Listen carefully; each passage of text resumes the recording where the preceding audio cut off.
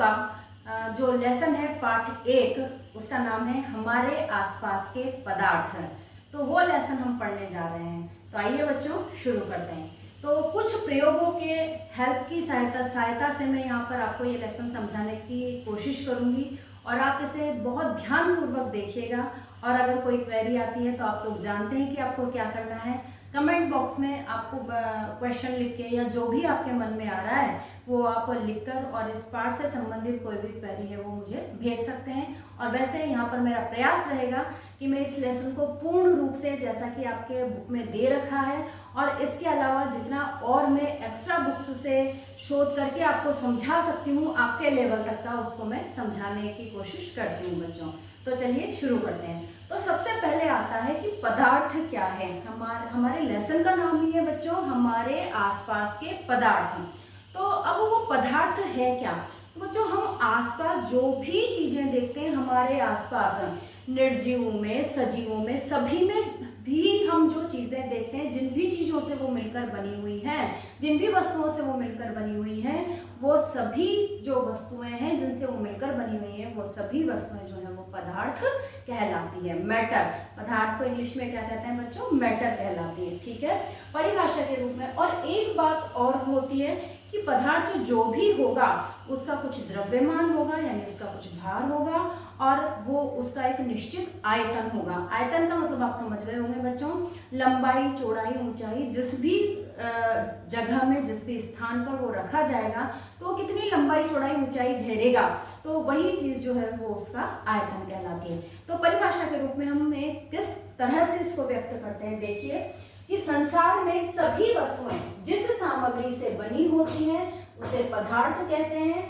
पदार्थों का द्रव्यमान होता है और ये कुछ स्थान, उस स्थान को हमने क्या बोल दिया है, आयतन घेरती हैं। ठीक है, तो अब चलते हैं हम प्राचीन काल की तरफ।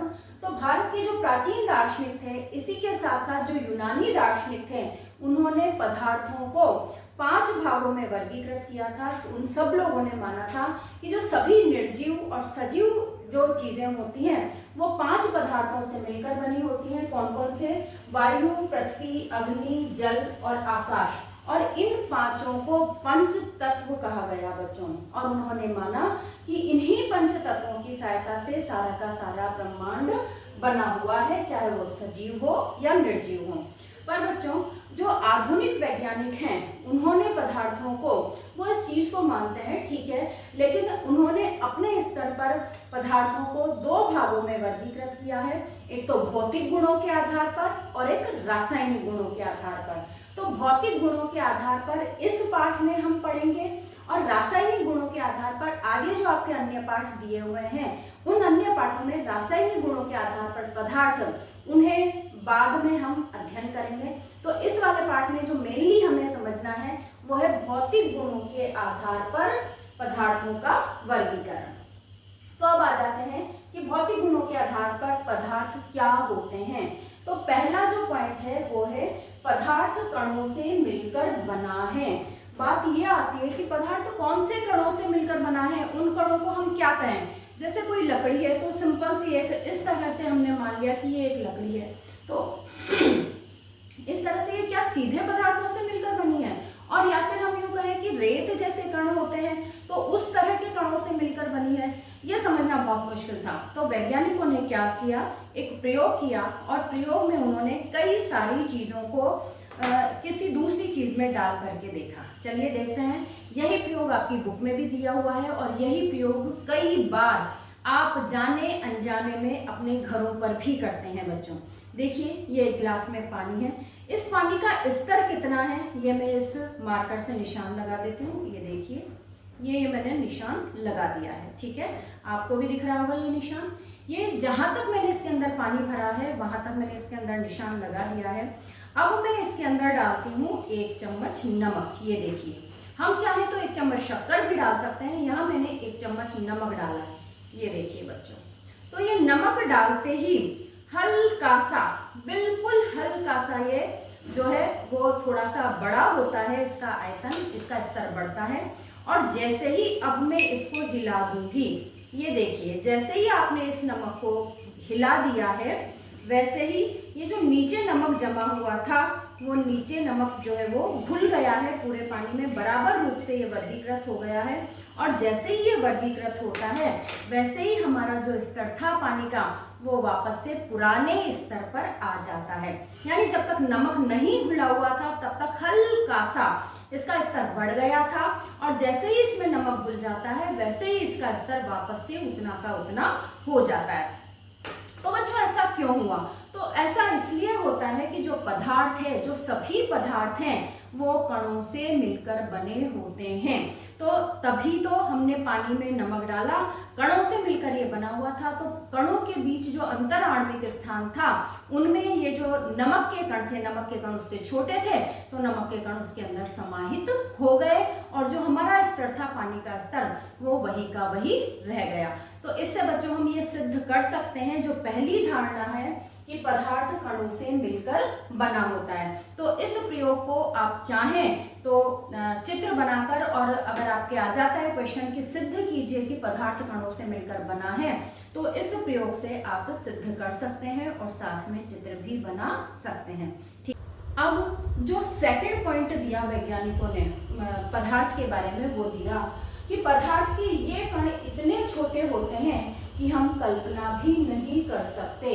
यानी कि ये जो कण होते हैं वो बहुत छोटे होते हैं। तो बच्चों यहाँ पर आपकी बुक में जो प्रयोग दिया हुआ है वो ये है कि 1 गिलास पानी में या 100 मिलीलीटर पानी में पोटेशियम परमैंगनेट के उन्होंने 2-3 कण डाले हमने, और पानी जो होता है वो गुलाबी हो जाता है, और उससे थोड़ा थोड़ा 10 मिलीलीटर पानी लेकर हम आगे से आगे डालते गए। तो हम ये देखते हैं कि 3-4 ग्लासेस के 100 मिलीलीटर पानी को भी वो जो 2 कण हमने डाले थे वो जो है उसको भी अपना रंग प्रदान कर देता है, उसका भी रंग गुलाबी हो जाता है, पर हाँ उसकी सांद्रता में, कलर की सांद्रता में अंतर आ जाता है। बच्चों यही वाला जो प्रयोग है वो मैं आपको नील के साथ में, मेरे पास उजाला लिक्विड वाली जो नील आती है वो है, किसी शाही की मदद से भी हम ये प्रयोग कर सकते हैं। देखिए ये पानी मैंने लिया है, गिलास भरा हुआ है, इसके अंदर मैं ये नील डाल रही हूँ। देखिए ये 3 बूंदे 4 बूंदे मैंने इसके अंदर नील डाली है। इसको मैं हिलाती हूँ, ये देखिए हिला दिया है मैंने इसको। अब ये डाला हमने, ठीक है, इसको नील के बदले पोटेशियम परमैंगनेट आप मान सकते हैं, और चाहे तो आप नील के साथ भी ये प्रयोग, नीली या लाल स्याही के साथ भी आप ये प्रयोग कर सकते हैं। देखिए कितनी सांद्रता है यहाँ पर कलर की। अब दूसरे वाले गिलास में ये दूसरा गिलास पानी है, इस दूसरे गिलास पानी में मैं इस नील वाले पानी का 1 चम्मच, ये देखिए 1 चम्मच में इसके अंदर यहाँ पर ये मिलाती हूँ। ठीक है, ये देखिए आप देख रहे होंगे कि इसका भी रंग नीला हो गया है।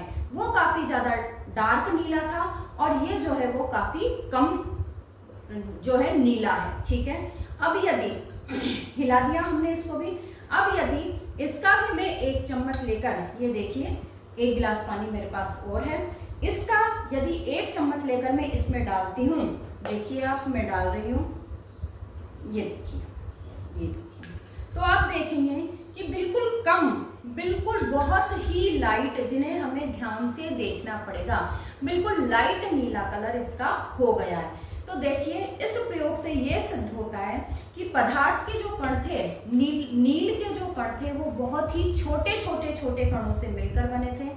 जब हमने उसको हिला दिया पानी में तो वो सब जगह जो थे नील के कण वो सब जगह पानी में डिस्ट्रीब्यूट हो गए, बढ़ गए, और जब ये वाला चम्मच भरकर पानी हम दूसरे गिलास में डालते हैं तो वो कण उसके अंदर भी चले जाते हैं, और उसके अंदर चले जाने से ही हमें जो दूसरे गिलास का रंग है वो नीला दिखाई देता है।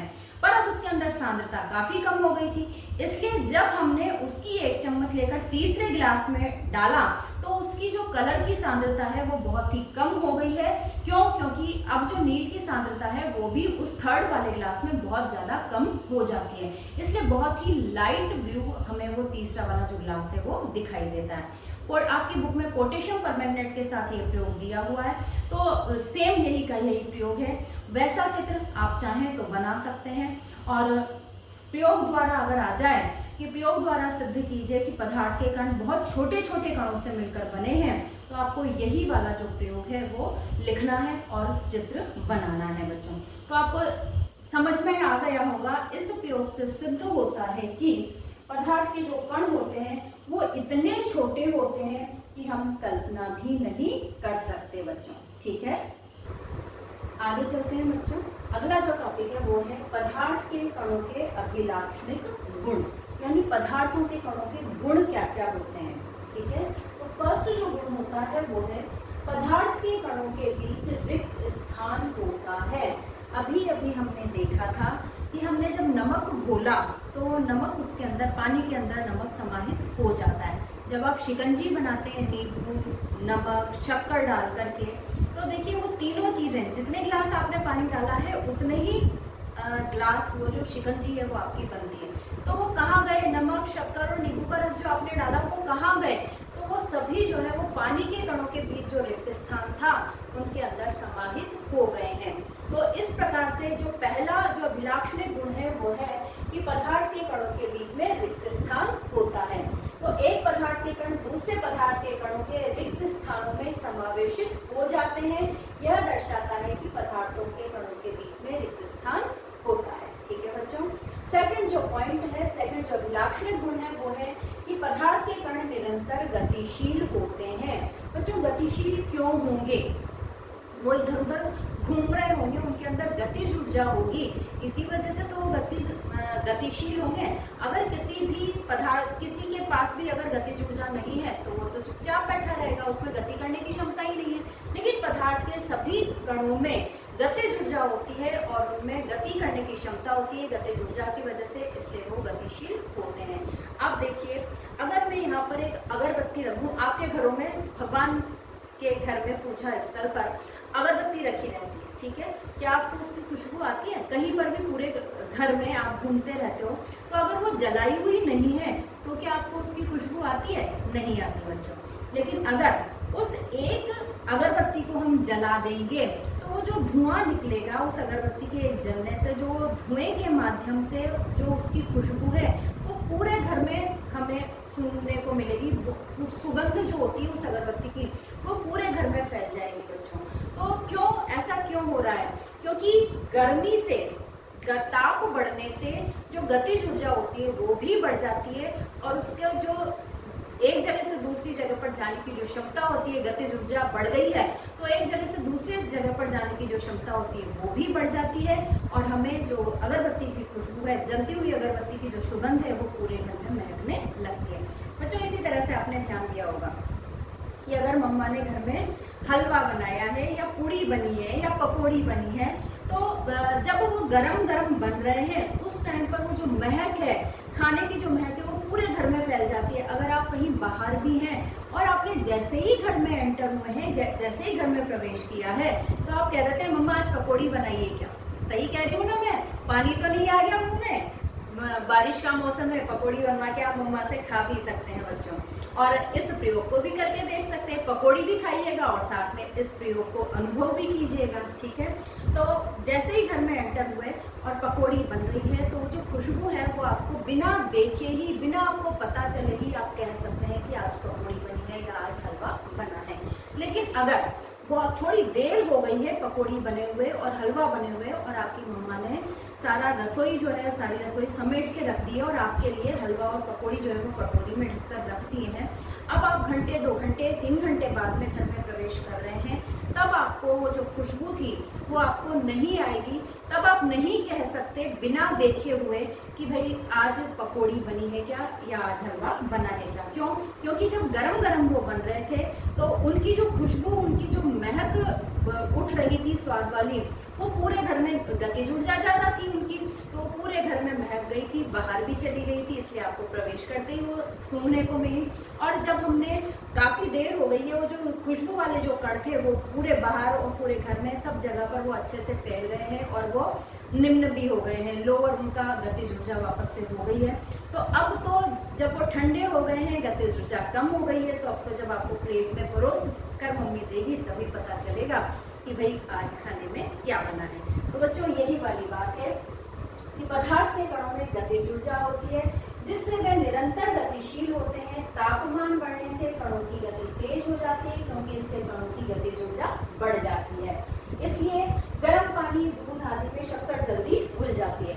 ये आपके करे हुए बच्चों छोटे छोटे रोज के नित्य दैनिक जीवन के प्रयोग हैं कि जो मम्मा है वो गर्म जल में ही गर्म दूध में शक्कर घोलती है तो वो तुरंत घुल जाती है। जबकि अगर ठंडे दूध में शक्कर घोली जाए तो उसे काफी देर तक हिलाना पड़ता है। क्यों?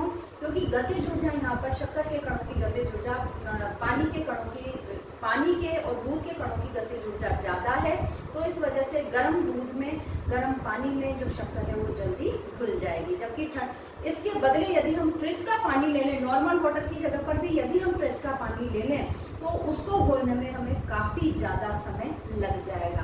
तो बच्चे जो लोग शिकंजी बनाते हैं तो डायरेक्ट वो ठंडा पानी लेते हैं, शिकंजी बनाने के लिए फ्रीज वाला पानी लेते हैं, तो अब से आप और उसमें शक्कर घोलते हैं तो काफी टाइम लग जाता है। लेकिन अब से आप क्या कीजिएगा, थोड़े से नॉर्मल वाटर में, मटकी के पानी में आप शक्कर को घोल लीजिएगा। जितनी भी आपको घोलनी है वो जल्दी से घुल जाएगी और फिर आप उसमें फ्रिज वाला पानी डाल दीजिएगा।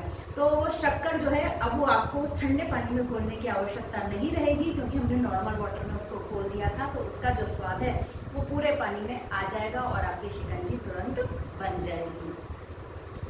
तो इसीलिए गर्म पानी, दूध आदि में शक्कर जल्दी घुल जाती है। इस प्रकार पदार्थ के कण अपने आप ही एक दूसरे में अंतः मिश्रित हो जाते हैं, एक दूसरे में घुल जाते हैं, और ऐसा कणों के रिक्त स्थानों में समावेश के कारण होता है। जो रिक्त स्थान थे, पानी और दूध के कणों के मध्य जो रिक्त स्थान थे, उनमें वो शक्कर जो है वो समाहित हो जाती है। तो विभिन्न पदार्थों के कणों का स्वतः मिलना विसरण कहलाता है, और गर्म करने पर विसरण तेज हो जाता है। जो वायु के कण है उसमें हमारे भोजन के कण मिल रहे हैं, भोजन की जो खुशबू हो रही है वो अपने आप उसके अंदर जा रही है। इसी तरह से जब अगरबत्ती जल रही है तो उस अगरबत्ती से जो धुआं निकल रहा है उसके जो कण है वो वायु के कणों में अंतः मिश्रित हो रहे हैं, और वो फिर हमें सुगंध के रूप में सूंघने को मिलते हैं। तो ये जो एक दूसरे के कणों का एक दूसरे के कणों में मिलना है, आपस में अंतः मिश्रित होना है, वो क्या कहलाता है बच्चों? मिश्रण कहलाता है। और गर्म करने पर अभी हमने भोजन का उदाहरण दिया, अगरबत्ती का उदाहरण दिया कि गर्म करने पर जो मिश्रण होता है, एक दूसरे में समाहित होने की जो क्षमता होती है वो बढ़ जाती है। बच्चों, जो तीसरा अभिलाक्षणिक गुण है पदार्थ के कणों का, वो है कि पदार्थ के कणों के बीच पदार्थ के कण एक दूसरे को आकर्षित करते हैं। तो बच्चों, सभी जो ठोस हो, द्रव हो, गैस हो, ये जो सभी कण होते हैं वो काफी ज्यादा आकर्षित करते हैं पदार्थ के कण। ठोस में ये जो आकर्षण रहता है वो सबसे ज्यादा होता है, द्रव में उससे कम होता है, और गैस में ये आकर्षण बहुत कम होता है, लेकिन होता तो है। ये देखिए, जिस तरह से मैं यूँ कहूँ कि मैं इस चम्मच डाल करके इस गिलास के पानी को काटने की कोशिश कर रही हूँ, तो क्या ये कटता है क्या बच्चों? अगर ये चम्मच डल भी जाएगी, ये कट भी रहा है, तो भी पानी जो है, जैसे जैसे ये चम्मच आगे जाती जा रही है, ये पानी को काट रही है, लेकिन ऊपर का पानी जो है वो वापस से एक होता जा रहा है। तो इस तरह से, और कुछ वस्तुएं ऐसे होती है जैसे चौक होती है, या आपने लोहे की कील ले ली, अब आप उन पर बल लगा करके, जैसे हम चौक को अगर काट दें, चौक को अगर पीस दें लोडी से या कोई हथौड़े से, तो उसके टुकड़े हो जाएंगे, क्योंकि उसके अंदर आकर्षण बल कम था। लेकिन अगर लोहे की कील को आप ठोकने लगे तो वो चपटी हो जाएगी, लेकिन वो टूटेगी नहीं। तो आकर्षण जो बल होता है वो एक दूसरे कणों को, आसपास के कणों को आपस में बांध कर रखता है। इस वजह से वो जो पूरी एक आकृति होती है, पूरा जो आयतन द्रव्यमान होता है, वो एक निश्चित होता है पदार्थों का। ठीक है बच्चों, तो पदार्थ के जो कणों के बीच एक बल कार्य करता है जो इन कणों को एक साथ रखता है, और इस आकर्षण बल का सामर्थ्य प्रत्येक पदार्थ में अलग अलग होता है। जैसे कि अभी हमने चौक और लोहे की कील की बात की, तो चौक में वो आकर्षण बल कम था, जबकि लोहे में वो आकर्षण बल काफी ज्यादा है बच्चों। ठीक है, नेक्स्ट टॉपिक जो है बच्चों हमारा, वो है पदार्थ की अवस्थाएं, स्टेट ऑफ मैटर। किन किन अवस्थाओं में वो पाया जाता है? तो आप सभी जानते हैं, जो पदार्थ होता है वो 3 अवस्थाओं में पाया जाता है, ठोस, द्रव और गैस। ठोस सॉलिड, द्रव लिक्विड और गैस को गैस ही कहते हैं। ठीक है, तो अब यहाँ पर मैंने एक सारणी बना दी है इनके अंतर की। अगर आपसे अंतर पूछा जाए तो आप इस तरह से अंतर लिख सकते हैं, और यदि आपसे इन तीनों की विशेषताएं पूछी जाए तो ठोस की इस तरह से सारे नंबर से विशेषताएं लिख दीजिए, द्रव अवस्था की विशेषताएं लिख दीजिए और गैस अवस्था की विशेषताएं लिख दीजिए। ठीक है बच्चों, तो ठोस अवस्था आकार की हम सबसे पहले बात करते हैं। आकार जो होता है वो ठोस अवस्था में निश्चित होता है, द्रव अवस्था में अनिश्चित होता है। क्यों? क्योंकि द्रव जो होता है वो जिस भी बर्तन में हम डालें, जिस भी पात्र में हम डालें, उसी का आकार ग्रहण कर लेता है, इसलिए आकार जो होता है वो द्रव अवस्था का अनिश्चित होता है। और गैस अवस्था का तो अनिश्चित होता ही है बच्चों, आपको पता है। ठीक है, फिर है आयतन।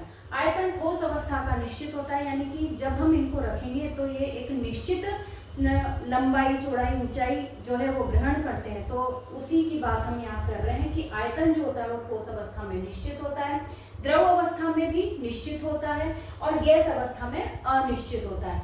आप कहेंगे कि मैम द्रव अवस्था में निश्चित कैसे है? जब हम जिस भी बर्तन में उसको डाल रहे हैं, जब उसी का आकार ग्रहण कर रहा है, तो फिर निश्चित कैसे है आयतन? तो देखिए बच्चों, यदि 1 गिलास पानी हमने लिया है तो वो 1 गिलास पानी को यदि हम उससे बड़े किसी पात्र में डालते हैं, जग में डालते हैं, भगोनी में डालते हैं, लोटे में डालते हैं, बड़े लोटे में, तो वो 1 गिलास जो पानी है उसके अंदर मा जाएगा, आराम से आ जाएगा, उसका आयतन निश्चित है।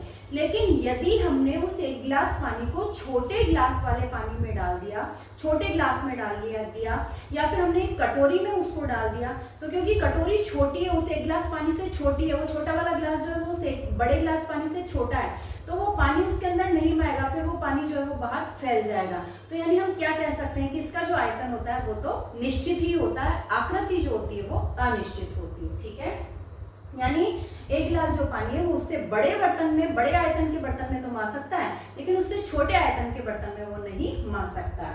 संपीड्यता, संपीड्यता नहीं कंप्रेशन, वो क्या होता है? संपीड्यता का मतलब होता है दबाने की क्षमता। तो बच्चों आप अच्छे तरह से जानते हैं ठोस अवस्था जो होती है बिल्कुल भी नहीं इसको दबाया जा सकता। ये देखिए ठोस है, मैं कितना भी इस पर दाब लगा लूं, यहाँ तक कि इसको मार भी लूं किसी से, तब भी ये बिल्कुल भी संपीड़ित नहीं होगा, बिल्कुल भी नहीं दबेगा। द्रव अवस्था में कुछ मात्रा में संपीड़ितता पाई जाती है, बहुत कम मात्रा में, क्योंकि इसके जो कण होते हैं वो थोड़े से दूर होते हैं। ठोस के बिल्कुल पास पास कण रहते हैं और द्रव के जो होते हैं वो थोड़े से दूर रहते हैं, और गैस के तो बहुत दूर रहते हैं बच्चों। और गैस अवस्था में जो संपीड़ितता होती है वो बहुत ज्यादा होती है, तभी तो बहुत दूर दूर कण हैं, उन पर दाब लगा करके उनको बहुत पास पास लाया जाता है और उन्हें एक छोटे से सिलेंडर में भरा जा सकता है। बच्चों आपने सीएनजी, एलपीजी, ऑक्सीजन गैस के जो सिलेंडर हैं वो देखे होंगे। ऑक्सीजन गैस के सिलेंडर तो जो किसी रोगी को अगर ऑक्सीजन चढ़ाई जाती है तो वो हॉस्पिटल्स में होते हैं। एलपीजी द्रवित पेट्रोलियम गैस, जो कि हमारे घरों में हम रसोई में खाना बना रहे हैं उसके ऊपर, और सीएनजी जो कि आपकी गाड़ियों में, गैस वाली जो गाड़ियां होती हैं उनमें भरी हुई होती है, तो उनके सिलेंडर आपने निश्चित रूप से देखे होंगे। तो भाई वो जो गैस है, बहुत सारे आयतन वाली गैस को उन छोटे से सिलेंडर में दाब लगा लगा के, कंप्रेस कर करके, उनको संपीड़ित कर करके उनके जो कण होते हैं वो बहुत पास लाए जाते हैं, और कणों के पास ला करके उस बहुत सारे आयतन वाली गैस को उस कम आकार वाले, कम आयतन वाले सिलेंडर में भर दिया जाता है। तो जैसे ही आकार उनका जैसे ही वो पास पास आते हैं, वैसे वो द्रव अवस्था में बदल जाते हैं, और द्रव अवस्था में ही वो बहुत कम किलो में, 14 किलो, 15 किलो में ही वो दूर दूर तक हमारे यहाँ तक पहुँचाए जाते हैं, और गाड़ियाँ भी जो होती हैं वो आसानी से उनको कैरी कर लेती हैं। और जैसे ही उनकी गैस बाहर निकलती है, जैसे ही वो सिलेंडर से बाहर आते हैं, उनके ऊपर दाब कम होता है, वैसे ही वो वापस से गैस में परिवर्तित हो जाते हैं, और देखिए कि हम आराम से उस पर अपना खाना बना लेते हैं। क्योंकि जैसे ही दाब हटेगा, वो जो सिलेंडर जो कि बहुत भारी होता है, अपने आप में उस दाब लगाए हुए हैं उनको द्रव अवस्था में बदलने के लिए, जैसे वो ऊपर नलची में आएंगे, सिलेंडर से बाहर निकलेंगे, वैसे ही वो वापस से द्रव अवस्था में आ जाएंगे और हमारी गैस को, हमारी गाड़ियों को चलाएंगे। ठीक है बच्चों, तो इस तरह से संपीड़ितता जो होती है वो ठोस अवस्था में बिल्कुल नहीं होती, द्रव अवस्था में बहुत कम होती है और गैस अवस्था में बहुत ज्यादा होती है। अब आ जाता है अंतः आणविक बल, यानी एक दूसरे के मध्य जो आकर्षण होता है वो। तो ठोस अवस्था में बहुत ज़्यादा होता है, इसीलिए तो हम उसको तोड़ नहीं सकते दाब लगा कर भी। तो ठोस अवस्था में अंतराण्विक बल बहुत ज़्यादा होता है, द्रव अवस्था में कम होता है और गैस अवस्था में तो बहुत ही कम होता है बच्चों। और कणों के मध्य रिक्त स्थान, तो ठोस अवस्था में कणों के मध्य जो रिक्त स्थान होता है वो बिल्कुल नगण्य होता है, बिल्कुल भी नहीं होता। द्रव अवस्था में कम होता है रिक्त स्थान और गैस अवस्था में बहुत ज़्यादा होता है। बच्चों अगर आप चाहें तो इसका चित्र भी जैसे बना सकते हैं, ये अंतर तो मैंने लिख ही दिए हैं, इन पॉइंट्स में आप अंतर कर सकते हैं। और अगर आप चाहें तो इस तरह से अंतर करके नीचे ये चित्र भी बना सकते हैं। एक जो है स्क्वायर या कुछ भी छोटा सा आप बनाइए और उसके अंदर कणों को बना दीजिए। तो ये देखिए, ये कण मैं बना रही हूँ, दिख रहे होंगे आपको, ये देखिए। ठोस के अवस्था में जो कण होते हैं वो बिल्कुल पास पास हैं, एक दूसरे से सटे हुए हैं, उनमें बिल्कुल भी स्थान नहीं है। इसी प्रकार से द्रव अवस्था में जो कण हैं वो थोड़े थोड़े से दूर होते हैं, ठीक है, इस तरह से दूर होते हैं, इसीलिए इनमें अंतराण्विक बल जो होता है वो कम होता है और रिक्त स्थान जो होता है वो कुछ ज्यादा होता है। तो ये अंतराण्विक बल कम और थोड़े से दूर अवस्था में ये द्रव अवस्था का चित्र है। और गैस अवस्था के कण तो देखिए, एक यहाँ पर है तो एक यहाँ पर है, ये भी पास हैं। तो इसी वजह से गैस जो होती है उसमें दूर दूर तक फैलने की क्षमता जो है वो काफ़ी ज़्यादा होती है। इसीलिए अभी हमने कहा था कि जलती हुई अगरबत्ती और खाना गर्म बन रहा है तो हमें जो खुशबू है वो दूर दूर तक पहुंच जाती है, दूर दूर तक पूरे घर में जो है अगरबत्ती की महक हो जाती है। कोई खाना हम बना रहे हैं तो उसकी महक पूरे घर में, सुगंध जो है वो पूरे घर में आपको सूंघने को मिलती है, ठीक है बच्चों। अब जो द्रव अवस्था होती है उसमें ठोस, द्रव व गैस तीनों जो है वो विस्तृत हो सकते हैं, तीनों का विस्तरण जो है वो आसानी से हो सकता है। ठोस में यदि ठोस को खोलें अपन मिलाएं तो वो बहुत मुश्किल है बच्चों, उसके लिए बहुत ज़्यादा विशेष परिस्थितियों की आवश्यकता होती है। लेकिन द्रव के अंदर आप देखिए, हमने शक्कर और नमक मिलाया, ये ठोस अवस्था में ही थे, इनको आराम से ये जो है द्रव अवस्था में घुल गए। इसी तरह से आपने देखा होगा कि जो पानी में रहने वाली मछलियाँ और वनस्पति है, पानी में रहने वाले जीव और जो पौधे वनस्पति हैं वो पानी में घुले हुए ऑक्सीजन ही अपने अंदर प्राणवायु के रूप में ग्रहण करते हैं और कार्बन डाइऑक्साइड होती है वो उस पानी में ही छोड़ते हैं। तो वो जो जीव है वो पानी में घुले हुए ऑक्सीजन, वो ऑक्सीजन और कार्बन डाइऑक्साइड घुल रही है उसके अंदर, तभी तो वो उसको ग्रहण कर पा रहे हैं। और कार्बन डाइऑक्साइड जो वो छोड़ रहे हैं वो उसके अंदर घुल रही है, तभी तो वो बाहर छोड़ पा रहे हैं। इसलिए तो जो द्रव अवस्था होती है उसमें ठोस भी घुल जाता है, विस्तृत हो जाता है, और इसी प्रकार से जो गैसें होती हैं वो भी विस्तृत हो जाती हैं। और गैसों में तो गैस जो दूसरी गैस है वो तो बहुत ज़्यादा विस्तृत होती ही है, जैसे कि हम भोजन की खुशबू, इत्र की खुशबू, किसी की भी खुशबू को मान सकते हैं। बच्चों अब यहाँ पर ये सारे अंतर के बाद में आपके मन में एक प्रश्न उठ सकता है कि शक्कर, नमक जो होते हैं इन्हें हम ठोस क्यों माने, ठीक है, इनका जो आकार है वो हम निश्चित क्यों माने। तो देखिए बच्चों कि जब हम उनको किसी कटोरी में ले रहे हैं, हाथ में ले रहे हैं, तो उनका आकार तो निश्चित ही है ना, उनके आकार में, ठीक है, वो कटोरी में, भगोनी में जैसा रूप जिसमें रखा है हमने उसमें वो ग्रहण कर लिए हैं, लेकिन उनका जो एक क्रिस्टल उठाकर देखिए, उनका एक दाना उठाकर देखिए, नमक का लीजिए, शक्कर का लीजिए, तो वो तो निश्चित ही है ना, इसलिए उनका आकार निश्चित होता है। इसी तरह से रबर बैंड, आप जो खींचने वाला रबर बैंड है वो ले सकते हैं। तो जब हम, वो भी ठोस की श्रेणी में है, क्यों? क्योंकि जब हम रबर बैंड पर दाब लगा रहे हैं, बल लगा रहे हैं, तब वो बड़ा होता है। जैसे ही हम बल हटा देते हैं वैसे ही वो वापस से अपनी आकृति में आ जाता है, और यदि उस पर बहुत ज्यादा बल लगा दिया जाए तो वो टूट ही जाता है। तो यानी बल लगाने से उसके आकार में परिवर्तित हो रहा है, वैसे वो नॉर्मली जो है अपने आप रखा हुआ उसके आकार में परिवर्तन नहीं हो रहा। इसी प्रकार से हम स्पंज का उदाहरण लेते हैं। आप कहेंगे मैम उसका कैसे आकार निश्चित है, जबकि हम उसको दबाते हैं या स्पंज वाले गद्दों पर हम सोते हैं तो वो थोड़ा सा दब जाता है, फिर कैसे उसका आकार निश्चित है? तो उसमें जो छेद होते हैं, जब हम दाब लगा रहे हैं तब उनकी जो गैस है वो निकल जाती है और वो थोड़ा सा संपीड़ित हो जाता है। लेकिन बिना दाब के आप देखिए, अपने आप तो जो स्पंज का गद्दा होगा वो अपने आप तो दाब में परिवर्तन नहीं होगा, उसका अपने आप तो नहीं दबेगा। इसीलिए जो स्पंज होता है, नमक शक्कर होते हैं या रबर होता है, वो भी ठोसों की श्रेणी में ही माने जाते हैं। ठीक है बच्चों, तो इस तरह से ये तीन अवस्थाओं की विशेषताएं हैं और साथ ही कह सकते हैं कि इन तीनों में अंतर भी है। जब भी आपसे इस तरह का क्वेश्चन परीक्षा में पूछा जाता है आपके प्रश्न पत्र में, तो आप विशेषताएं बतानी है तो किसी एक की विशेषताएं बतानी है तो एक को आप उठा लीजिए पॉइंट वाइज, और अगर आपसे अंतर पूछा है तो अंतर का करने का सबसे अच्छा तरीका होता है सारणी बनाकर। तो इस तरह की सारणी आप बना सकते हैं। ठीक है बच्चों।